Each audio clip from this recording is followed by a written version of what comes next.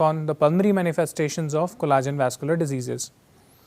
The outline of my lecture would be collagen vascular diseases, how and when to suspect pulmonary involvement, patterns on computed tomography of common pulmonary manifestations of collagen vascular diseases, pulmonary manifestations of various collagen vascular diseases, management of collagen vascular disease associated lung disease, a few points, and a few words on interstitial pneumonia with autoimmune features.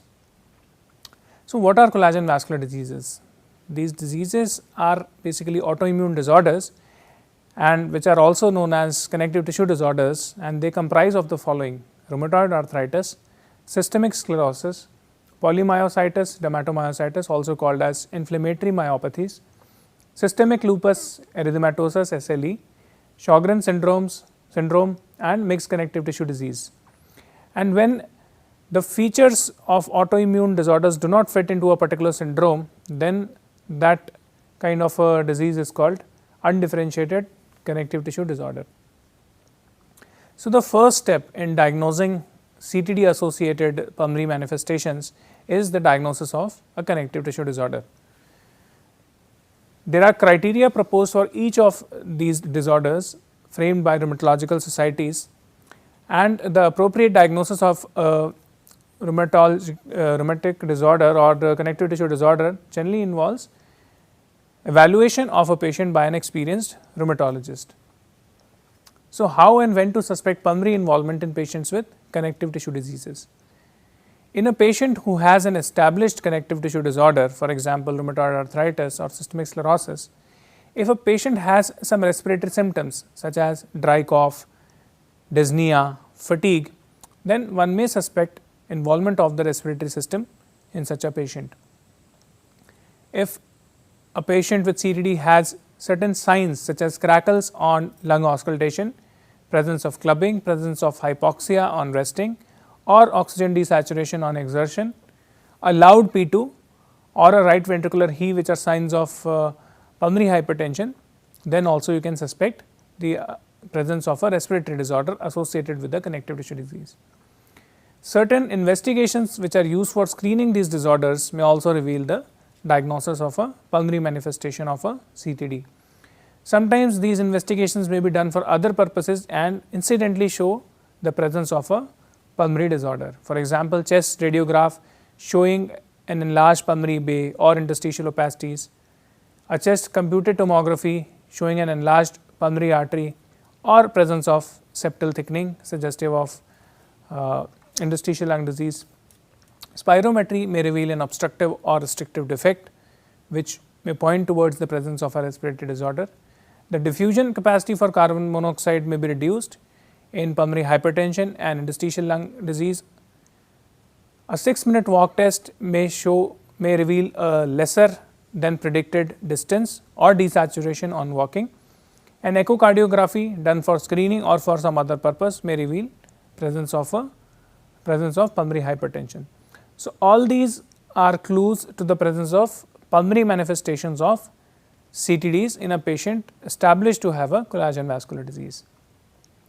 Sometimes patients with a respiratory disease, for example an ILD, may be detected to have features which are suggestive of CTD on history and examination. So, the patient may primarily present with a respiratory disorder, for example, a pleural effusion or an interstitial lung disease or pulmonary artery hypertension, and when the clinician takes a good history and performs a good examination, the CTD may be detected which might have been undetected till that time.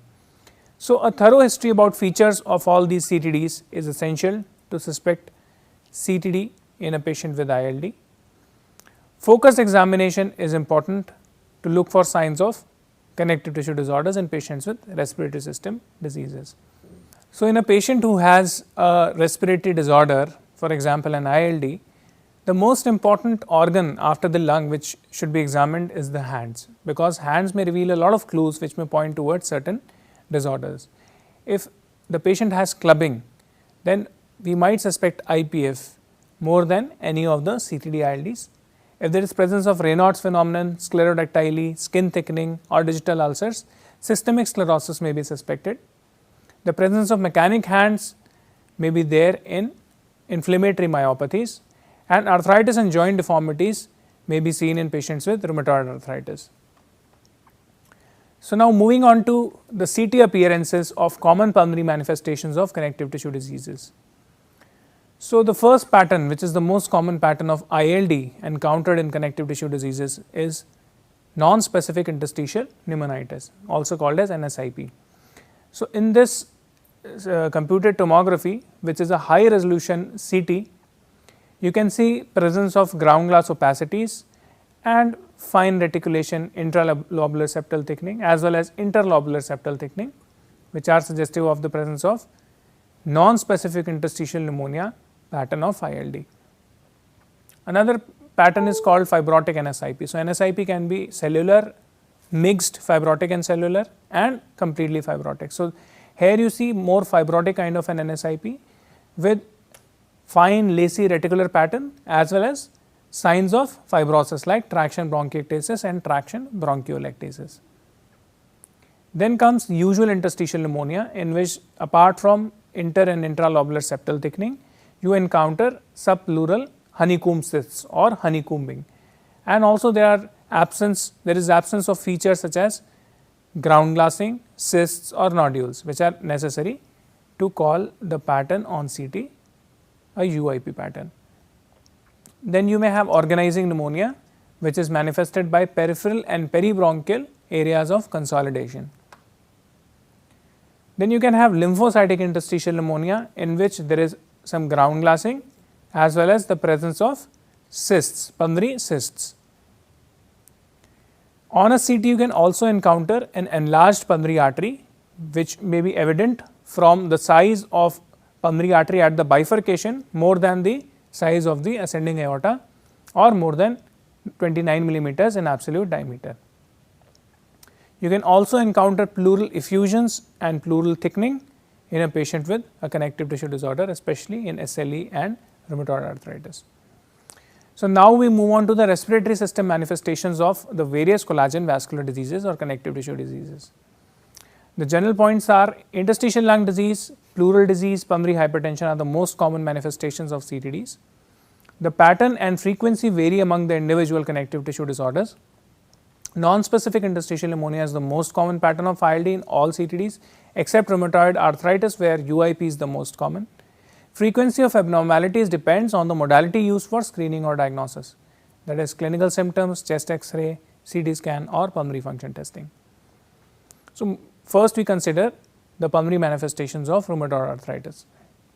High resolution computed tomography abnormalities are identified in about 2/3 of patients with rheumatoid arthritis, but only 40% of the patients will actually have any respiratory symptom. So, what are the different forms of respiratory disorders in rheumatoid arthritis? Maybe in the form of interstitial lung disease, airway involvement, rheumatoid nodules, pleural involvement and vascular disease. First, we consider the rheumatoid arthritis associated interstitial lung disease. The risk factors for RA-ILD are smoking, advanced age, high titer anti-CCP antibodies, high titer rheumatoid factor, family history of rheumatoid arthritis and male gender. The risk of death in patients with ILD is increased 3 to 4 fold compared to patients with rheumatoid arthritis without ILD. So, what are the different forms of ILD? As we have already seen, UIP is the most common form of ILD in rheumatoid arthritis and NSIP is the next most common. Some studies show an equal frequency of these two patterns. Other patterns may be organizing pneumonia, desquamative interstitial pneumonia, lymphocytic interstitial pneumonia and diffuse alveolar damage, which are less common patterns. Rheumatoid arthritis patients may have airway disease in about 40 to 60% of the cases. It includes the following manifestations: bronchiectasis, which is common, 15 to 60% of patients may have it. Most patients with bronchiectasis have mild disease, they are asymptomatic, but some may have the usual cough with sputum production as seen in cases of bronchiectasis. Some RA patients may develop arthritis of the cricoarytenoid joints. This leads to midline adduction of vocal cords, resulting in hoarseness of voice, and if it is severe, it may lead to inspiratory stridor. Small airway disease may also be encountered in patients with rheumatoid arthritis, which includes follicular bronchiolitis, in which hyperplastic lymphoid follicles appear in the bronchiolar walls, On a CT, it may be manifested as presence of central lobular nodules. Constrictive bronchiolitis may also occur, which is concentric narrowing of bronchioles due to inflammation and fibrosis. And on an HRCT scan, it will manifest as areas of mosaic attenuation or mosaic perfusions, where there are alternate black and white areas suggesting hyperinflation of certain areas due to airway obstruction. Rheumatoid nodules are another manifestation of rheumatoid arthritis. They are pulmonary nodules composed of a central fibrinoid necrotic region surrounded by mononuclear cells, granulation tissue, lymphocytes, plasma cells and fibroblasts. These nodules can be single or multiple, typically found in the pleural or subpleural regions. Sometimes these nodules may cavitate.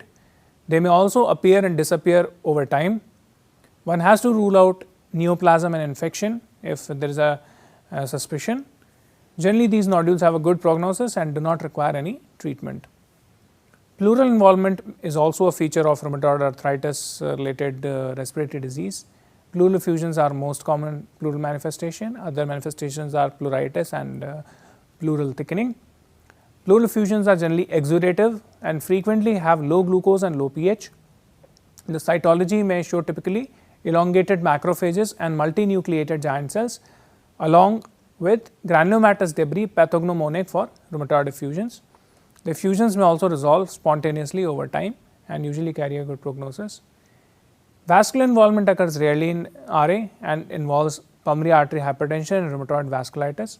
Pulmonary hypertension due to the advanced lung disease may also occur in patients with advanced ILD.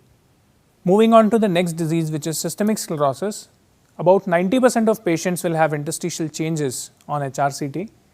About 40 to 75% of systemic sclerosis patients have pulmonary function test abnormalities, but only about 25% will have clinically significant lung fibrosis giving rise to symptoms and advanced and progression of disease. About 8 to 13% of systemic sclerosis patients have evidence of pulmonary hypertension on right heart catheterization. So, there are various predictors of interstitial lung disease in systemic sclerosis. So, if a patient has diffuse cutaneous disease, he is more predisposed to have interstitial lung disease as opposed to patients with limited cutaneous disease. Positivity for anti-topoisomerase antibody, that is anti-SCL70 antibody, is predictive of development of ILD. So, 60% of patients positive with anti-topoisomerase antibody will develop ILD as opposed to just 20% of patients with anti-centromere positivity. African American ethnicity, higher modified Rodnan skin score, higher serum creatinine level, higher creatine phosphokinase levels and evidence of cardiac involvement are all risk factors of having ILD in patients with systemic sclerosis. Forms of ILD in systemic sclerosis, NSIP is the most common pattern, but UIP is also seen in about 25 to 40% of the patients. Other patterns are less common. Other important manifestations are in systemic sclerosis are pulmonary artery hypertension, which is a very important manifestation, and aspiration pneumonitis, which may occur due to the swallowing, due to reflux and swallowing abnormalities in systemic sclerosis patients. So, a word about pulmonary hypertension. Pulmonary hypertension is defined by a resting mean pulmonary artery pressure of 25 millimeters of mercury or greater as measured by right heart catheterization. It may occur secondary to lung involvement in advanced lung disease, or it can occur as a primary disease even in the absence of a lung involvement, or sometimes the pH can be disproportionate to the extent of the lung disease. It is most commonly encountered with systemic sclerosis among all these CTDs, and the next disease with which pH is commonly associated is mixed connective tissue disease. As already seen, 8 to 13% of patients with systemic sclerosis have right heart catheter confirmed pH. Echocardiography is an important tool in the investigation of pH, especially when the disease is moderate to severe. Echo can easily pick up disease and can be used to follow up patients, but the level of agreement with the right heart catheterization may be low. Echo has a sensitivity of 83%, so 17% of patients may be missed if echo is alone used as the investigation, and it is also less specific. So, echo can falsely pick up pH in about 30% of the patients, as the specificity is only about 70%. So, there are certain risk factors for developing PAH in systemic sclerosis, which include old age, long duration of disease, severe Raynaud phenomenon, digital ulcers, isolated decreased DLCO, elevated N-terminal brain natriuretic peptide, absence of anti-topoisomerase antibody, and presence of anti-centromere, anti-U1 RNP, nucleolar ANA, and anti-phospholipid antibodies. Moving on to the next disease, that is the inflammatory myopathies, polymyositis and dermatomyositis. The pulmonary manifestations include interstitial lung disease, aspiration pneumonitis, spontaneous pneumomediastinum, ventilatory failure due to muscle weakness, and pulmonary hypertension. So, myositis associated ILD, antisynthetase antibodies are strongly linked with this entity. Among antisynthetase antibodies, anti-Jovan is the most common antibody seen with myositis associated ILD, and anti-PL7 and anti-PL12 are other antisynthetase antibodies which are associated with myositis related ILD. So, there may be various forms, as we have already seen. NSIP is the most common form of myositis associated ILD, which is seen in 60 to 80%. Organizing pneumonia can be seen in 15 to 20%. Usual interstitial pneumonia can be encountered in 10 to 15%. Uncommonly, one can see diffuse alveolar damage associated with myositis. And NSIP OP overlap pattern is commonly encountered with myositis associated ILD, and it is quite typical of this syndrome. Aspiration pneumonitis can occur due to nasopharyngeal dysfunction. Aspiration pneumonia may develop in about 1/5 of the patients, can lead to suppurative lung disease and is a risk factor for death. Aspiration is also associated with the development of ILD, especially if it is chronic. Spontaneous pneumomediastinum is a very typical feature of myositis related lung disease. It is a rare complication. Presence as air around mediastinal structures, occurs in about 8% of patients with polymyositis, dermatomyositis, and is associated with about 30% mortality. Moving on to Sjogren's syndrome, the prevalence of pulmonary involvement in Sjogren's syndrome is 9 to 12%. When you combine clinical, physiologic and radiologic methods, then the frequency of pulmonary disorder can be as high as 60%. Risk factors for lung disease in Sjogren's syndrome include hypergammaglobulinemia, lymphopenia, positive rheumatoid factor, presence of anti-Rho and anti-La antibodies, reduced forced vital capacity and forced expiratory volume in 1 second, smoking, male gender and advanced age. Forms of pulmonary disease in Sjogren's syndrome include airway disease. Airway dysfunction can occur in 20% of patients due to recurrent respiratory infections. Bronchiectasis may appear, and follicular and obliterative types of bronchiolitis can also be seen with Sjogren's syndrome. Interstitial lung disease, again NSIP is the most common pattern. LIP is one pattern which is classically associated with Sjogren's syndrome, and actually Sjogren's syndrome is among the common diseases associated with a lymphocytic interstitial pneumonia pattern. UIP and OP can also be encountered, but rarely. Another curious disorder that can develop especially in patients with Sjogren's syndrome is pulmonary lymphoma.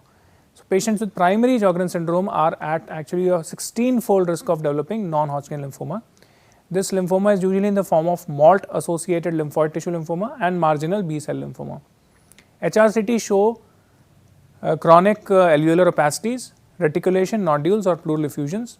Prognosis of this kind of lymphoma is generally good. Pseudolymphoma can also appear, which is actually pulmonary nodular lymphoid hyperplasia, which is a benign lesion and it responds well to corticosteroids. Less common thoracic manifestations in Sjogren's syndrome include pulmonary amyloidosis, pleuritis and pleural thickening, mediastinal lymphadenopathy, thymic lymphoid hyperplasia, thymic cysts and pulmonary hypertension.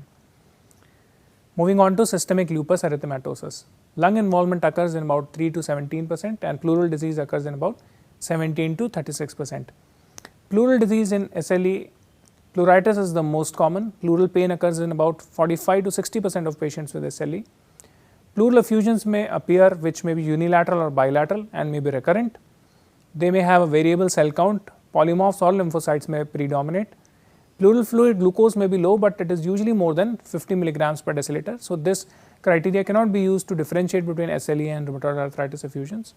LE, the typical LE cells may be seen. A high titer of Na more than 1:160 is suggestive of lupus related effusion in a patient with SLE, but as a standalone criteria it may not be diagnostic of SLE. Lupus pneumonitis is an acute life threatening complication that can occur in patients with SLE. It generally occurs in an established disease. It may present during a flare with other signs of disease activity like arthritis, serositis and nephritis. It represents diffuse alveolar damage. Mortality approaches about 50%. Diffuse alveolar hemorrhage is another acute life threatening complication in SLE. It may be associated with renal disease and it may be the presenting feature as opposed to lupus pneumonitis, which occurs in advanced well established disease. DAH may present with bilateral diffuse infiltrates, hemoptysis and a drop in hemoglobin, which are clues to the diagnosis. Bronchoalveolar lavage may show hemocydin laden macrophages and progressive coloring of the effluent, which progressively becomes more dark red. Interstitial lung disease in SLE is less common as compared to that seen with rheumatoid arthritis or systemic sclerosis. Clinically significant disease occurs only in 3 to 13% of the patients. The most common pattern is again non-specific interstitial pneumonia. LIP may occur if secondary Sjogren syndrome is present. Organizing pneumonia has also been described with SLE. Airway involvement may also occur, which includes acute cricoarytenoiditis, which leads to hoarseness of voice and sometimes inspiratory stridor, and which responds well to corticosteroids as opposed to cricoarytenoiditis seen with RA. Laryngeal mucosal inflammation can occur and small airway disease in the form of bronchiolitis can also be seen rarely with SLE. Pulmonary vascular disease in the form of pulmonary artery hypertension can occur, and sometimes SLE may be associated with antiphospholipid antibody syndrome, which leads to hypercoagulability, and DVT with or without pulmonary embolism may occur in these patients. An entity called catastrophic antiphospholipid syndrome can also be seen in patients with SLE, where diffuse microvascular occlusions occur leading to multi-organ failure, include the various organs including liver, lung and kidneys. Other respiratory disorders in SLE include the shrinking lung syndrome, which is a very specific feature to SLE. It occurs possibly due to diaphragmatic and chest wall dysfunction with ongoing pleural inflammation. It leads to reduced lung volumes on imaging and pulmonary function testing. Another entity that occurs in SLE is acute reversible hypoxemia, where hypoxia occurs without any obvious parenchymal lung involvement. It occurs due to capillary leak and occlusive vasculopathy due to complement activation and responds well to steroids. Moving on to mixed connective tissue disease. ILD may occur in these patients. About 50% have HRCT findings of ILD. Manifestations are similar to that in systemic sclerosis. Pulmonary artery hypertension may also occur. The incidence is around 14 to 60%. Pathology is similar to that in systemic sclerosis.